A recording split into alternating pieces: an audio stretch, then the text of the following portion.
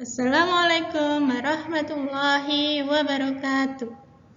Apa kabarnya kakak-kakak Soli dan Solihah kelas 4? Alhamdulillah, Ibu doakan semoga semuanya sehat selalu dalam lindungan Allah Subhanahu wa taala.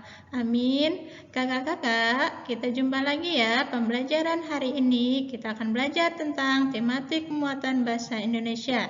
Yang akan kita pelajari adalah kita akan belajar tentang cerita non-fiksi. Baik kakak-kakak semua, sebelum kita mulai pembelajaran hari ini, kita buka dulu dengan membaca basmalah bersama-sama.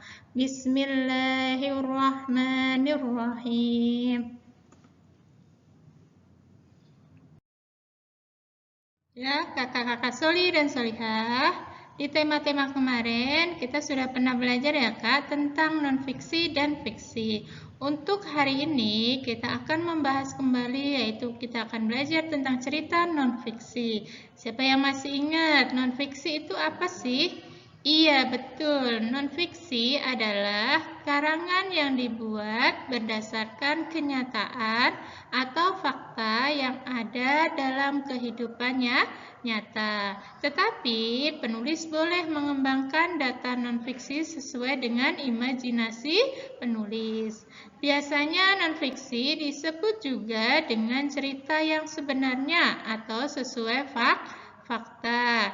Dalam cerita non-fiksi, aspek yang dilihat yakni sebuah kejadian atau suatu momen penting dan menarik. Cerita non-fiksi berisi kejadian-kejadian yang sebenarnya ada dan bersifat informatif. Cerita atau isi yang ada di dalamnya memerlukan pengamatan dan data dalam membuatnya. Sebab itu, cerita non-fiksi dapat dipertanggungjawabkan isinya dan biasanya digunakan sebagai bahan rujukan informasi atau sumber bagi pembacanya. Non-fiksi dapat disajikan baik subjektif maupun objektif. Cerita non-fiksi atau karangan non-fiksi itu mempunyai ciri-ciri ya Kak. Ciri-cirinya diantaranya adalah yang pertama menggunakan bahasa denotatif atau bahasa sebenarnya. Yang nomor dua itu menggunakan bahasa formal.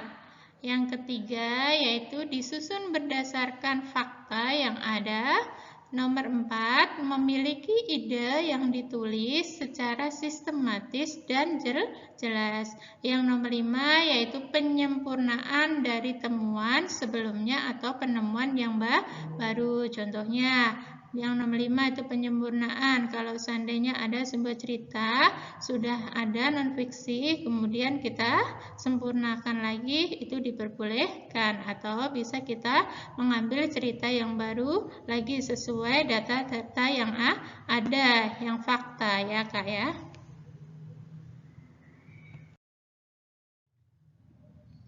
Ya, selain ciri-ciri, non-fiksi juga mempunyai jenis-jenis ya Kak. Jenis-jenis buku non-fiksi, contohnya yang pertama yaitu buku biografi. Buku biografi itu contohnya adalah data diri seseorang yang ada di buku tersebut yang telah membuat biografinya.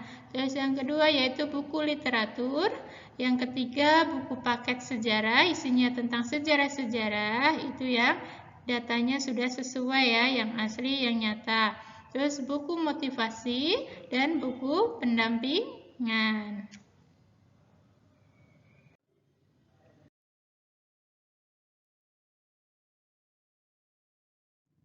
Ya baik kakak-kakak semua, demikianlah materi tentang cerita non-fiksi. Ya untuk tugas hari ini yaitu kakak persiapkan ya. Ini tugasnya kalian persiapkan membuat cerita non-fiksi. Ya temanya yaitu tentang binatang kesukaanku.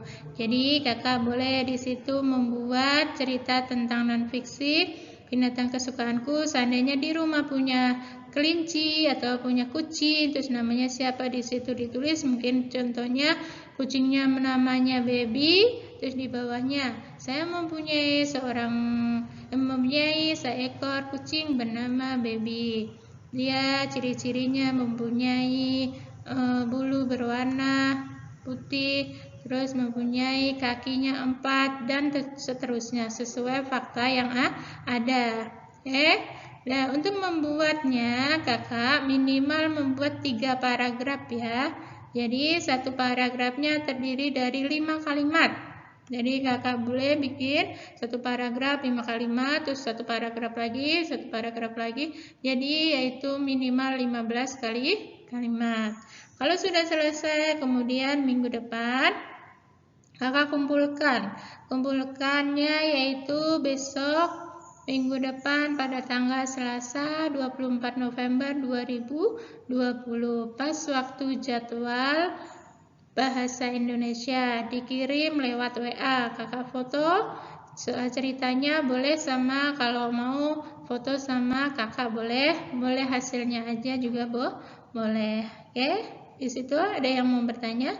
Nanti kalau ada yang belum paham boleh langsung tanya Bu Arti atau Bu Riri lewat WA ya.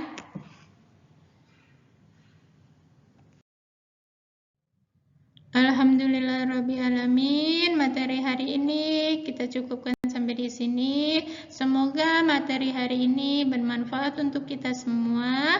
Amin. Bu Arti doakan semoga semuanya sehat selalu, tetap semangat ya kakak-kakak soli dan solihah. Pesan Bu Arti, jangan lupa di rumah jaga kesehatannya, rajin belajar, jangan lupa jaga sholat 5 waktunya dan perbanyak murojaah. Ya baik, Ibu akhiri. Terima kasih banyak. Wassalamualaikum warahmatullahi wabarakatuh.